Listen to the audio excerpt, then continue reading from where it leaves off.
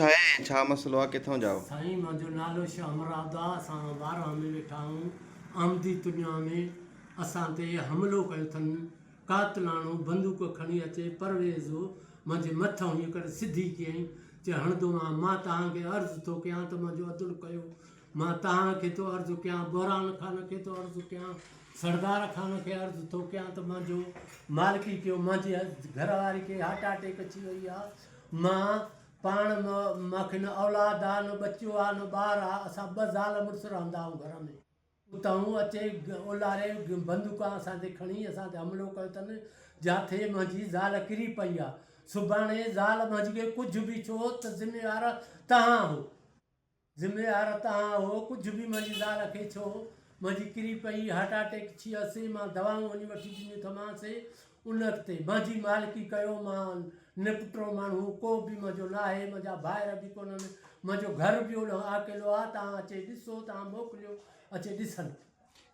केरु थो करो, केरु नुए? ओ अमीन आहे, अमीन जा पुट आहे। अदा सरफियाद हुयो, परवेज़ हुयो, नवीद हुयो, आमिर हुयो, लुत्फ़ हो, लुत्फ़ जो पुटु हो।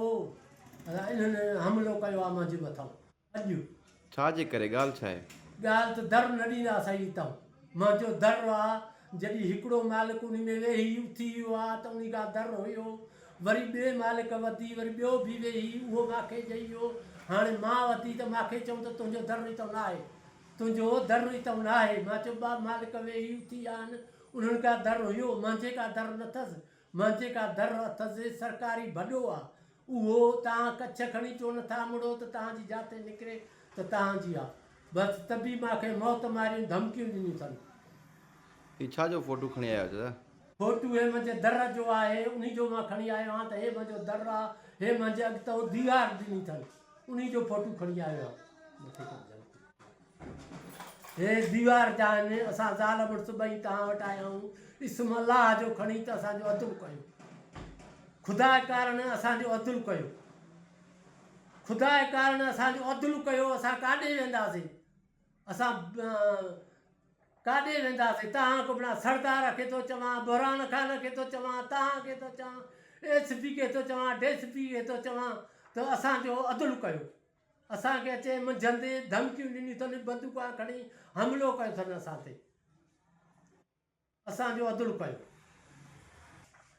इहो परवेज़ जेको आहे सरकारी हथियार अथसि, साण पुलिस वारो आहे, उहो अचे असांखे धमकियूं ॾिए थो त हितां तव्हांखे बंदूकां हणंदोसांव, हीअं कंदोसांव, न त हितां लॾे वञो। असां साईं पंहिंजो घरु वठी पंहिंजो वेठा आहियूं। असां छो लॾूं? चई त दर बि न ॾींदासीं। साईं दर मूंखे काॾों बि दर त जाइ खे मिलंदो न।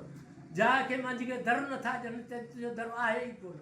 अड़े जाइ निकिती त दर हुयुसि, हाणे मां वधी त मुंहिंजे का दर कोन्हे। मुंहिंजो इहो अर्ज़ु आहे, मुंहिंजो इहो मालिकी कयो, मुंहिंजी मालिकी कयो। मुंहिंजो इहो तव्हांखे अर्ज़ु आहे। एसपी खे, डेसपी खे, सभिनि खे मां चवां थो, बुरहान ख़ान खे, सरदार ख़ान खे मुंहिंजो अर्ज़ु अथव इहो त मुंहिंजो मालिकी कयो।